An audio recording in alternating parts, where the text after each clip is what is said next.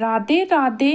वैशाख माह की पूर्णिमा तिथि को वैशाख पूर्णिमा या बुद्ध पूर्णिमा के नाम से जाना जाता है।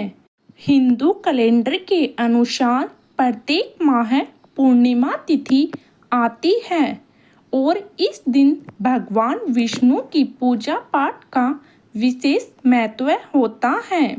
लेकिन वैशाख माह में आने वाली पूर्णिमा तिथि को वैशाख पूर्णिमा या बुद्ध पूर्णिमा के नाम से जाना जाता है और इस दिन पूजा पाठ व गंगा स्नान करने से पापों का नाश होता है और धर्म ग्रंथों में भगवान बुद्ध को भगवान विष्णु का 9वां अवतार कहा गया है। इसलिए इस दिन पूजा पाठ का महत्व अधिक बढ़ जाता है। इस दिन व्रत रखने का भी विधान है और ऐसा करने से जातक को शुभ फल की प्राप्ति होती है। अगर आप भी वैशाख पूर्णिमा या बुद्ध पूर्णिमा का व्रत रखते हैं तो पूजा के साथ कथा जरूर पढ़ें।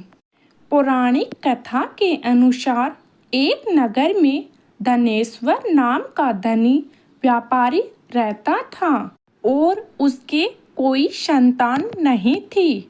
संतान न होने की वजह से वह हमेशा दुखी रहता था। एक दिन धनेश्वर को एक योगी मिले। उसने उनको अपने दुख की वजह बताई, जिसके बाद योगी ने उसे वैशाख पूर्णिमा का व्रत रखने की सलाह दी और साथ ही भगवान विष्णु की पूजा विधि भी बताई। योगी के कहे अनुसार उस धनी व्यक्ति और उसकी पत्नी ने वैशाख पूर्णिमा यानी बुद्ध पूर्णिमा के दिन व्रत रखा। व्रत के दौरान दंपति ने पूरे विधि विधान से भगवान विष्णु की आराधना की। व्रत के फलस्वरूप कुछ समय बाद उसकी पत्नी गर्भवती हुई और उन्हें पुत्र की प्राप्ति हुई। कहते हैं कि इस व्रत को करने से व्यक्ति की सभी मनोकामनाएं पूरी होती हैं। एक और अन्य कथा यह भी है। पौराणिक कथा के अनुसार एक बार रानी माया देवी पूर्णिमा की रात को जंगल में फूलों की शैया पर सो रही थी। उसी समय आकाश से तीव्र गति में एक रोशनी सीधे उनके पेट पर पड़ी, जिसके कारण गर्भवती हो गई और कुछ समय बाद उसके गर्भ से सुंदर बालक का जन्म हुआ।